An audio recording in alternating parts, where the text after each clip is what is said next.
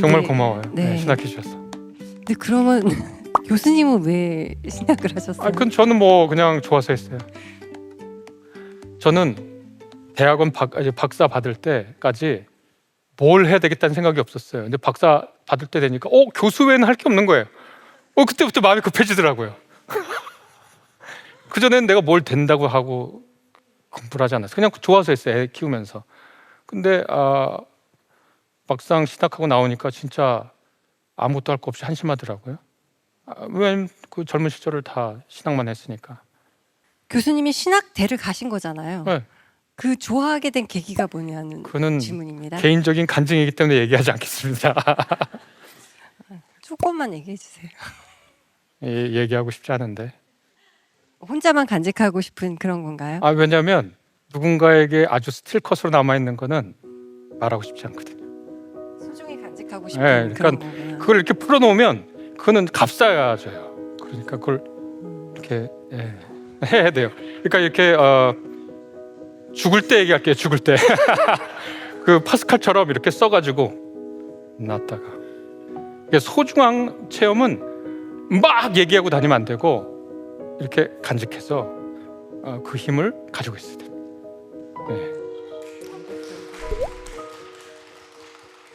네, 그러면 방청객분들 질문을 더 받겠습니다. 네. 네, 감사합니다. 저희 아이가 중학교 2학년인데 기도는 하나님 뜻에 순종하는 거다 이렇게 항상 설명해 주곤 하거든요. 근데 이제 중학교 우리 아들내미 하는 얘기가 엄마 그러면 하나님의 뜻을 어떻게 구분하냐고.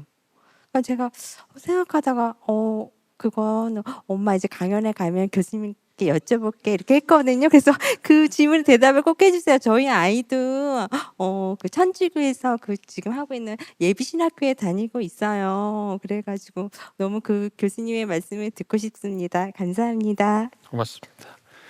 그 하나님의 뜻을 어떻게 아냐고 할 때 자꾸 그것을 자기 개인에게 말하는 하나님의 뜻이라고 자꾸 착각을 하는데 하나님의 뜻은 이미 명명백백해요. 예수 그리스도 안에 나타난 하나님의 사랑, 하나님이 우리를 사랑하시고 그 사랑을 위해서 기꺼이 헌신하셨다. 근데 그 사랑은 결코 죽지 않고 죽음마저 넘어선다. 그래서 이 부활의 희망이 우리 모두에게 있다. 이게 하나님의 뜻이고 사실 그 더 이상 하나님이 나에게 구체적으로 뭘 말하고 이런 게 사실 필요 없어요. 그냥 왜냐하면 꼭 과외 선생님이 있어야 됩니까? 아니면 그냥 수학 정석책 하나 있으면 되는 겁니다. 그냥 다 있는 거예요. 그 뜻이 어디 숨겨지거나 비밀스럽게 있거나 나에게만 주어진 뭐 하나님의 비밀스러운 계시를 자꾸 찾지 말고 명명백백하게 성서와 그간의 교회의 가르침과 가톨릭 신자라고 하셨으니까 교회 전통과 성사를 통해서 이미 주어져 있는 하나님의 뜻을 왜 나에게만 말씀해야 된다고 생각을 하는지 이해가 안 가요. 그냥 하나님의 뜻은 명명백백해요. 그러니까 그 뜻을 꼭 내 귀로 하나님이 내 귀에만 속삭여야 하는 건 아니에요. 그러니까 명명백백하고 공공연한 하나님의 뜻을 우리가 어떤 비밀을 알아야 하는 것처럼 우리가 하나님한테 다가가면 우리에게 너 그간 노력했으니까 이거라도 가져가라 하고서 우리한테 보상으로 주는 그런 걸로 자꾸 생각하지 말아라. 그러면 뭐 너랑 결혼하라 그랬어. 나는 직업을 못 택했으면 좋겠네. 대학은 어디로 가는 게 하나님의 뜻일까요? 묘자리는 어디다 쓸까요? 뭐 이런 거 다 할 거 아니에요.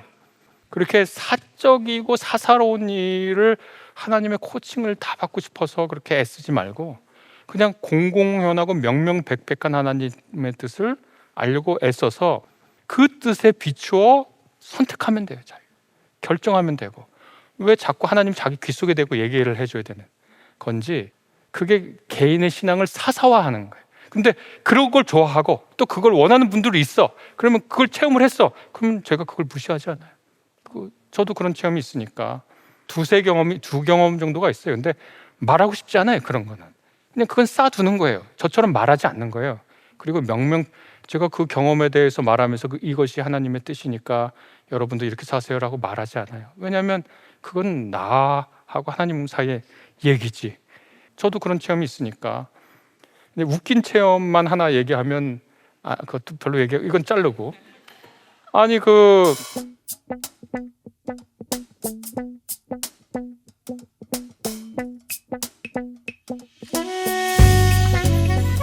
얘기하면서 하나님이 모든 일에 인도하십니다 이런 얘기하면 저는 바보예요. 저는 미친 사람이에요. 근데 그거를 내가 모든 사람한테 얘기하면서 하나님께서는 이렇게 사소한 일에도 하나님이 인도하십니다. 제가 그렇게 얘기를 해야 되겠습니까?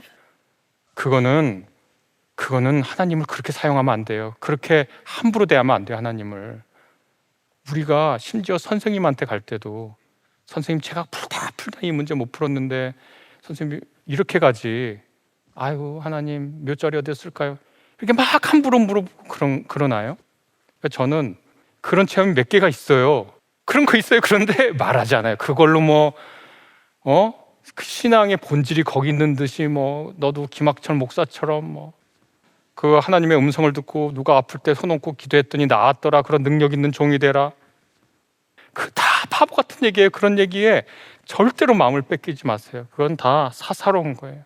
그런 거 개인에게 일어났으면 그냥 개인의 일로 알고 감사하고, 그리고 그거를 마치 신앙의 전부인 것처럼 그 진짜 바보 같은 일이니까 절대로 하지 마시고, 그런 음성을 듣거나 또 무슨 어떤 약간 기적적인 일이 일어나거나 그런 모든 일을 감사하지만 대수롭지 않게 생각해요. 내가 이 얘기는 처음 하는 것 같아요.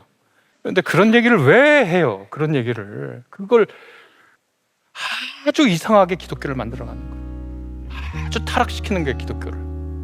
그런 음성, 그런 기적이 없으면 마치 자기 삶에 신앙에 문제가 있는 것처럼 정말 바보 같은.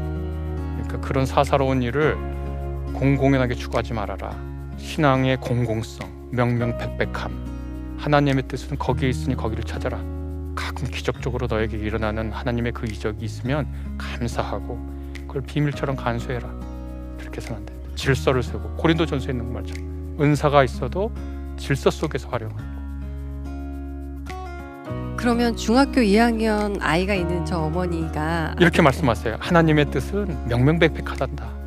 가톨릭 신자시니까 성서에 나와 있다. 전례를 통해서 너에게 주어진다. 성서의 전통을 통해서 너에게 온다. 그러니까 소신하게 잘 과정 맞춰라. 그러면 하나님 뜻 알게 된다. 그렇게 하시죠. 네, 고맙습니다. 질문해 주셔서.